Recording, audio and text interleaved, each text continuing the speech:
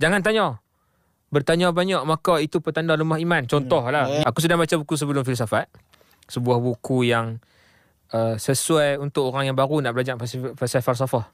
Baru nak baca pasal falsafah. Sebab dulu kalau aku nak belajar pasal falsafah ataupun baca tentang falsafah, aku akan cari beberapa buah buku. Antaranya Filsuf untuk Noob.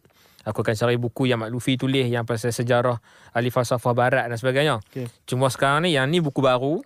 Buku yang ditulis oleh Fahruddin Faiz, seorang pensyarah akidah dan falsafah di Indonesia. Buku ni dulu dekat dalam bahasa Indonesia, sekarang ditukar, dialih bahasa ke bahasa Melayu. Dan dia memanglah kadang-kadang orang takut. Soalan. Susah sangat ke baca falsafah sampai kena ada manual sebelum baca buku filsafat? Dia macam mana? Benda tu bukan susah. Bahasa dia. Kadang-kadang bahasa tu dia complicated sebab nak cerita tentang benda abstrak. Cerita tentang benda yang hang tak boleh gapai. Cerita berkenaan dengan kebenaran tu hang nak ukur macam mana. Apa benar, apa salah dan sebagainya.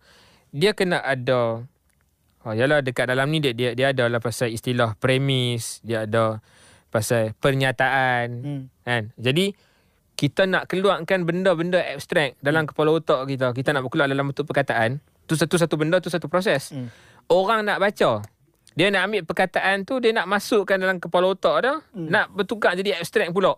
Faham. Itu jadi kompleks. Dia bukanlah nak abang kata pantang larang.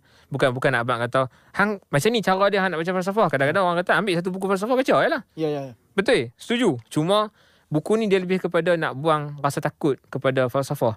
Okey. Sebab bila orang dengar falsafah, hang mana boleh cakap dengan aku falsafah, aku tak boleh, aku tak faham benda-benda ni semua. Dia jadi macam tu. Dengar macam satu macam dah takut dah semua. Relax. Dia macam hang baca benda tu.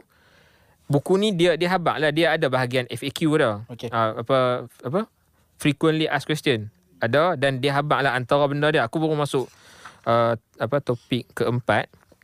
Dia cerita tentang falsafah antara produk dan alat.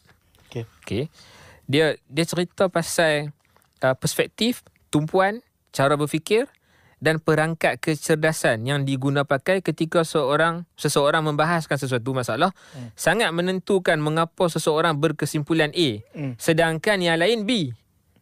Faham. Kiranya dia habaq kata perspektif tu maksudnya cara kita pandang. Contoh kalau pandang buku ni yang sedang aku tunjuk kat hang pandang bahagian belakang dia. Betul. Aku sedang baca, aku sedang pandang bahagian dalam dia. Audience mungkin pandang daripada side sini, daripada kat kulit belakang, kulit depan.